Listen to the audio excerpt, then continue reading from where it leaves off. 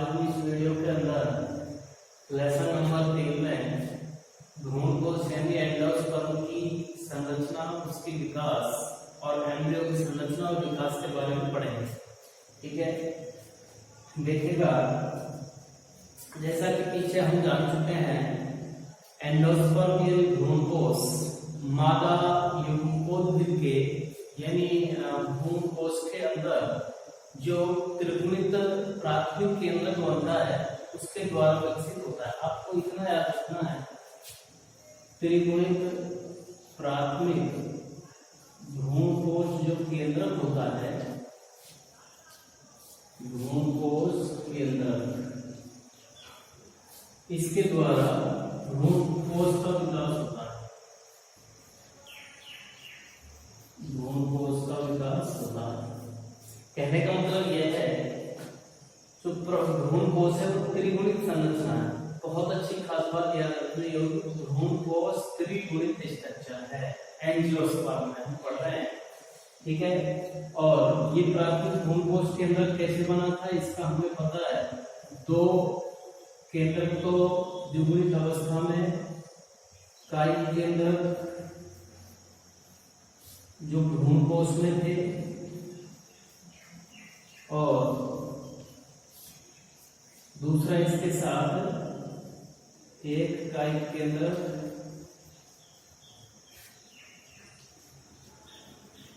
जो परागकण से आया था। ठीक है, कायिक भ्रूणकोश में जो दो केंद्रक एक साथ थे कोशिका के मध्य में, केंद्र भाग में, वो दोनों उन्हीं के साथ प्लस हो जाता है कायिक केंद्रक किसका, परागकण का, जो एगोनिन है। ये एगोनिन और ये द्विगुणित दोनों संरचनाएं आपस में मिलकर के 3n स्ट्रक्चर का निर्माण करती है, जिसे हम प्राथमिक भ्रूणकोश केंद्रक कहते हैं। और यही चल करके आगे भ्रूणकोश का निर्माण करता है।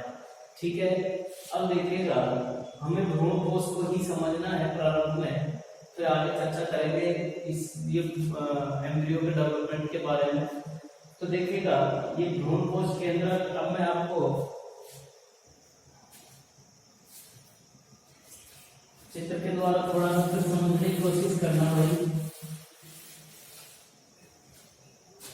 देखिएगा अपन ने एक स्ट्रक्चर में ये पढ़ के आए थे, एक बड़ी अंडकोशिका इधर, दो हेल्पर सेल्स इधर पाई जाती हैं, दो कायिक केंद्रक यहाँ लगे होते हैं और 3 कोशिकाएं एंटीबॉडल सेल्स के रूप में यहाँ लगी होती हैं। ठीक है, इनमें तंतुरूपी स्ट्रक्चर्स पाई जाती हैं। यहाँ पर मेरे कहने का मतलब यह है, इस द्विगुणित कायिक केंद्रक के साथ जब निषेचन के दौरान परागकण का कायिक केंद्रक आकर के मिलता है तो ये त्रिगुणित स्ट्रक्चर इस तरीके से हो जाएगा।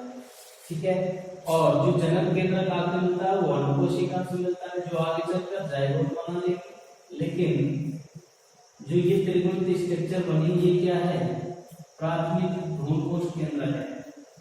प्राथमिक भ्रूणकोश केंद्रक ही बनेगा और इसी के द्वारा, इसी 3n स्ट्रक्चर के द्वारा आगे चल करके एंडोस्पर्म में भ्रूणकोश का विकास होता है। ठीक है, इस जाइगोट से आगे चलकर एम्ब्रियो बनेगा। अभी आगे हम डिस्कस करेंगे इसके बारे में। इसी एम्ब्रियो को लगातार पोषण ऊर्जा देते रहने का कार्य इस एंडोस्पर्म के द्वारा किया जाएगा। लेकिन आपको जो खास बात याद रखनी है वो यह है कि एंडोस्पर्म त्रिगुणित होता है, विशेष बात, जबकि जाइगोट द्विगुणित होता है, जो एम्ब्रियो में विकसित होगा और ये भ्रूणकोश में विकसित होगा। ठीक है, अब देखिएगा जो अपना भ्रूणकोश है, ये त्रिगुणित संरचना हम जान चुके हैं और इसका जो मुख्य कार्य है वो भ्रूण को पोषण देना है।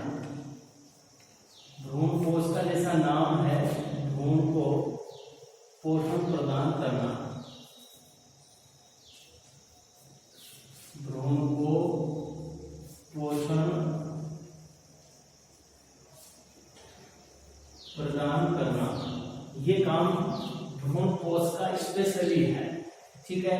अब हम बात करें तो भ्रूण कोश भी देखो कई प्रकार के होते हैं, भ्रूण कोश के प्रकार भी कई होते हैं, इधर अलग अलग की हम यहाँ चर्चा करेंगे। भ्रूण कोश के प्रकार,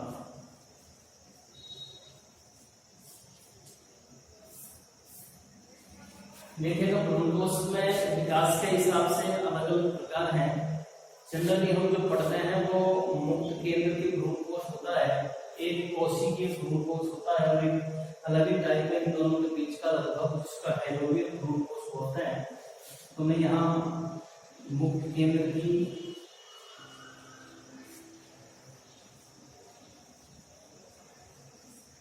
भ्रूण कोश बात को समझ लेना, जैसा नाम से हमें सीधा अंदाजा लगता है मुक्त केंद्र की भ्रूण कोश है। इस भ्रूण कोश में जो केंद्रक होंगे वो बिल्कुल फ्री होते हैं, स्वतंत्र होते हैं, मुक्त होते हैं। कहने का मतलब है वो भित्ति से संलग्न नहीं होते हैं, भित्ति से संलग्न नहीं होते, इसलिए ये स्वतंत्र होते हैं। हम कह सकते हैं स्वतंत्र होते हैं, भित्ति से संलग्न नहीं होते,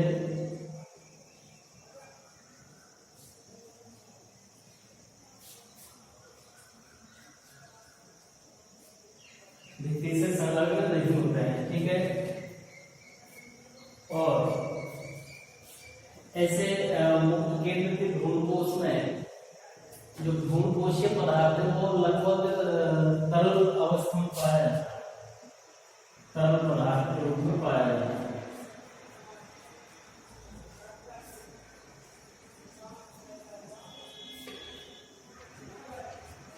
तरल पदार्थ बहुत अच्छी विशेषता, तरल पदार्थ आपको याद रखना है, तरल पदार्थ के रूप में पाया जाता है, ठीक है। अब आपको बात समझ होगी, मैं एक उदाहरण यहाँ देना चाहूंगा। जैसे नारियल का जो भ्रूण कोश होता है वो ऐसा मुक्त केंद्र की ही होता है, नारियल का भ्रूण कोश मुक्त केंद्र की ही होता है, क्योंकि नारियल में आपने देखा होगा बिल्कुल लिक्विड यानी तरल पानी जैसे जो है पदार्थ भरा रहता है वो उसका तरल भ्रूण कोश ही होता है।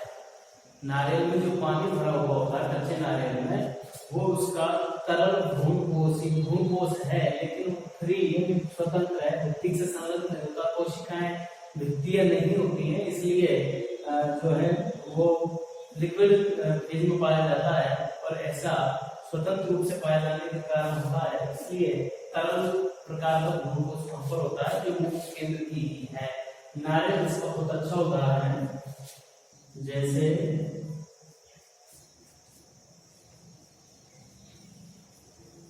नारियल का तरल भ्रूण कोश।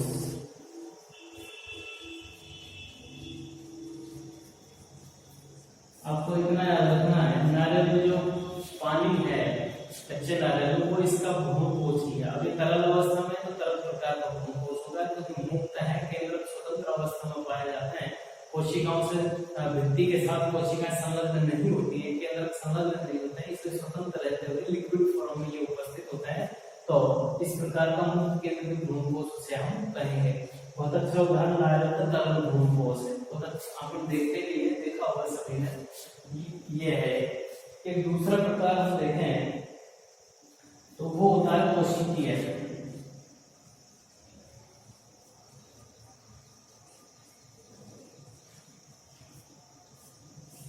कोशिकीय भ्रूण कोश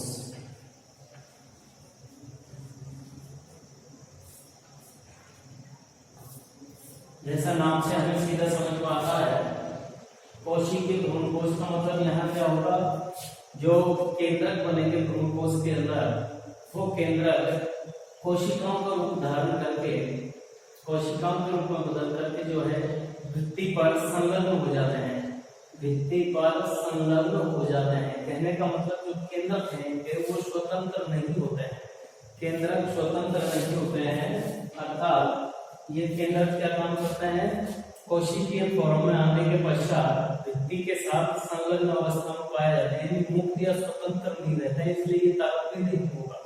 इस प्रकार का भ्रूण कोश सीधा आपको समझ में आ गया होगा, केंद्रक मुक्त थे, यहाँ केंद्रक संलग्न अवस्था में पाए जाएंगे, व्यक्ति के साथ संलग्न अवस्था में पाए जाएंगे। और इस प्रकार के उदाहरण बहुत सारे पौधों में मिलते हैं अलग अलग, ठीक है। यानी केंद्र स्वतंत्र न होकर के आप इसको ऐसे समझ सकते हैं, केंद्र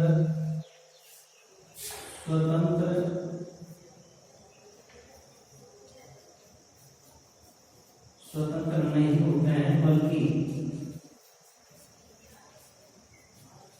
स्वतंत्र नहीं होते हैं बल्कि कोशिकीय रूप में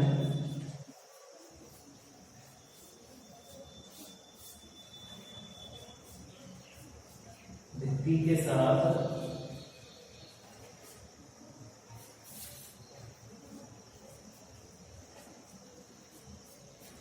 संलग्न रहते हैं।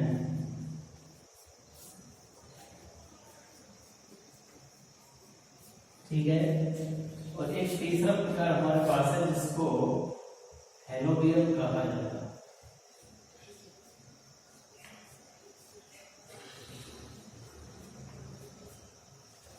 हेलोबियम ब्रोंकोस,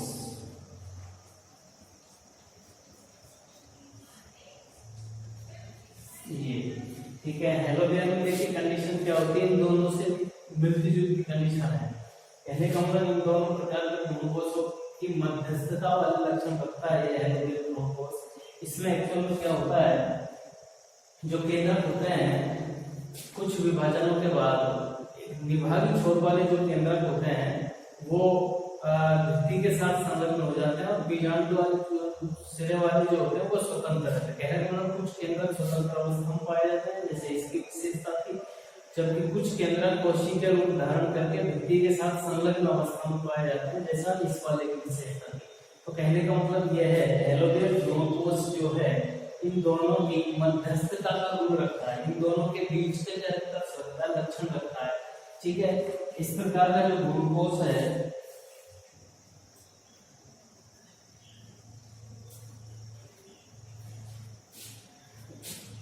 इसमें निभागी छोर वाले आपको इतना याद रखना है,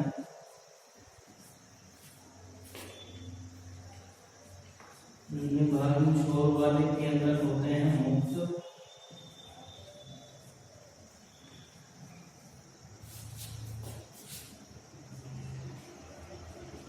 निभागी छोर वाले मुक्त, और बीजांड द्वार वाले छोर पर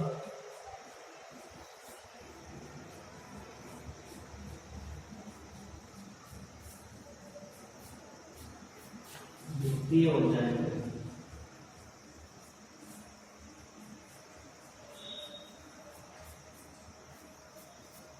ठीक है, बात समझ में आ गई होगी। हेलोबियम तीनों को आपको थोड़ा याद रखना है।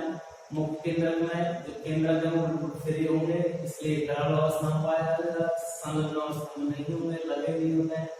कोशिकीय में कोशिकाओं का रूप लेकर के भित्ति के साथ संलग्न अवस्था में पाए जाएंगे, इसलिए कभी तरल नहीं होगा। और हेलोबियम ब्रोंकोस में दोनों के लगभग बीच के से लक्षण पाए जाते हैं। तो ये व्यवस्था अलग अलग प्रकार से तीनों जो ब्रोंकोस है उनमें पाई जाती है। ठीक है भाई। अब देखिएगा हम बात करते हैं एम्ब्रियोजेनेसिस की।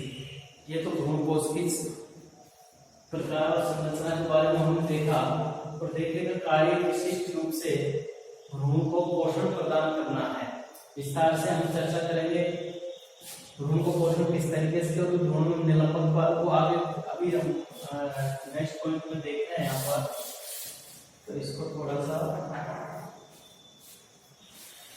एम्ब्रियोजेनेसिस को समझ लेते हैं, उसके बाद और अच्छा समझ में।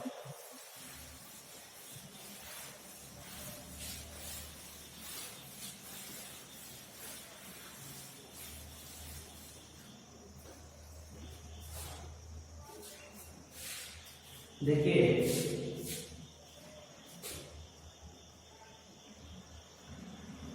अब हमें भ्रूण का विकास समझना है।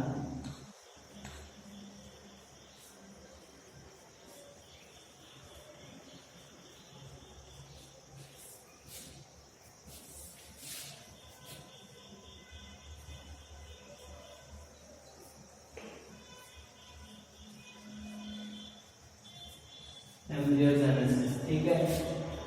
देखो भ्रूण के विकास की घटना के बारे में सबसे पहले क्रूसिफेरी कुल का जो पौधा है और उस पौधे को कैप्सुला वर्सा पैस्टोरिस जो जाति का पौधा है, उस पौधे में सबसे पहले जो वैज्ञानिक है हेंस्टीन, उन्होंने बताया था। यदि अध्ययन कुल मिलाकर एम्ब्रियोजेनेसिस का सर्वप्रथम अध्ययन हेंस्टीन ने 1840 में क्रूसिफेरिकुल के कैप्सुला जो पौधा है उस पर किया था। आपको इतना याद रखना है, क्रूसिफेरिकुल होगा, क्रूसिफेरिकुल का कैप्सुला पौधा, हेंस्टीन वैज्ञानिक होगा,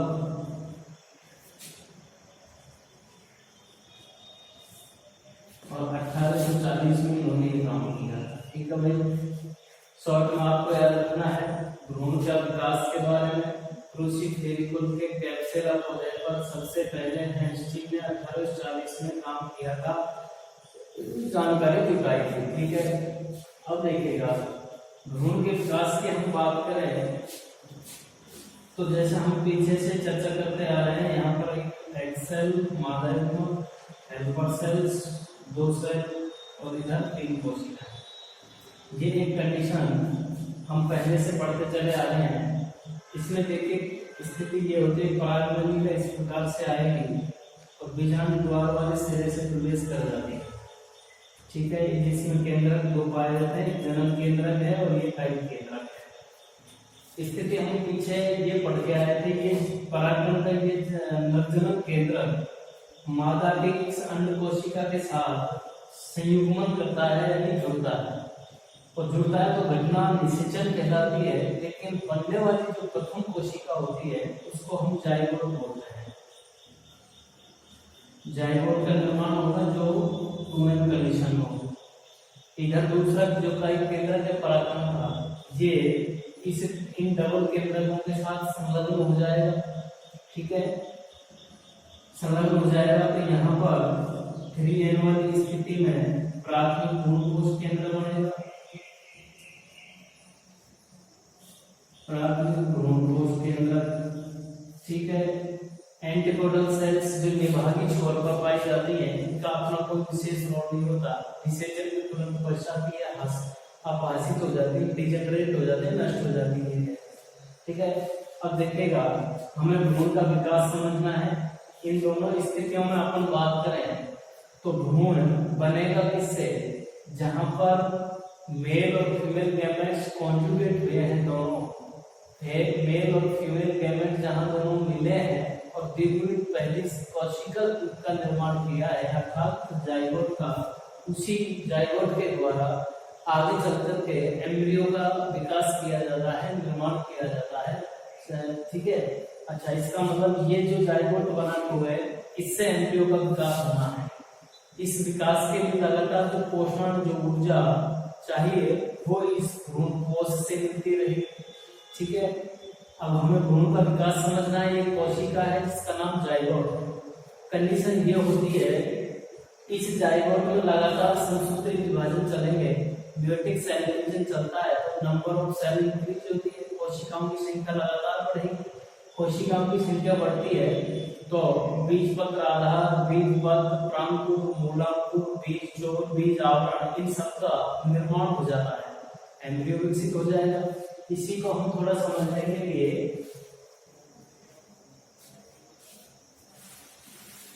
मैं यहाँ केवल जाइगोट वाली कोशिका को लेकर के आगे बढ़ाएंगे।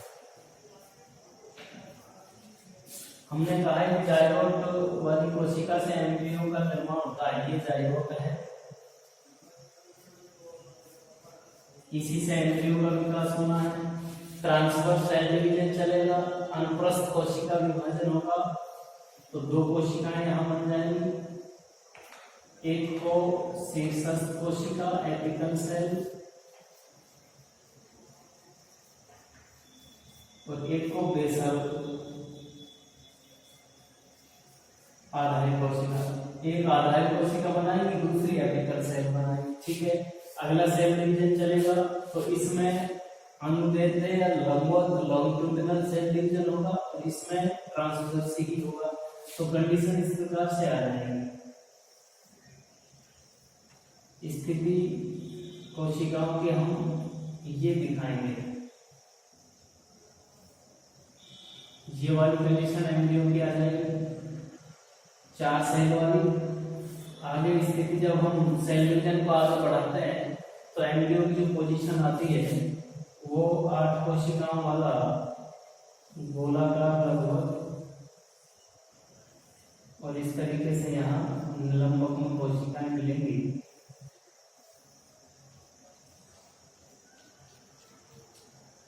और 4 कोशिकाएं यहाँ पर ये स्थिति आ जाए। ठीक है भाई, आगे एम्ब्रियो का विकास देखते हैं। तो एम्ब्रियो गोलाकार और इस तरह की स्थिति हमें देखने को मिलेगी यहाँ पर। ठीक है, यहाँ पर जो कुछ कोशिकाएं लगी होंगी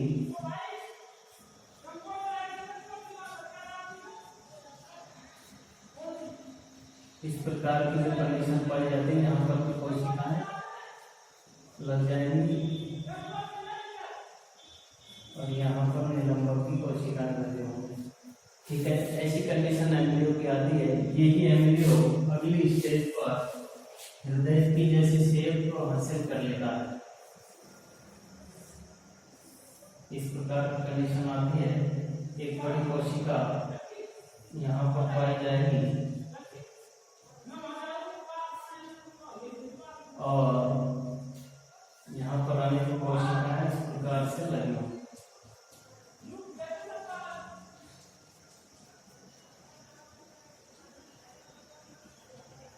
बाकी कोशिकाएं सारी यहाँ होंगी।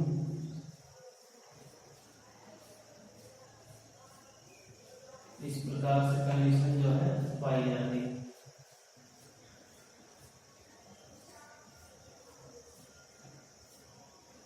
ये वाली स्थिति एम्ब्रियो की आती है और अगली स्टेज में हम देखते हैं तो स्थिति ऐसी आ जाती है।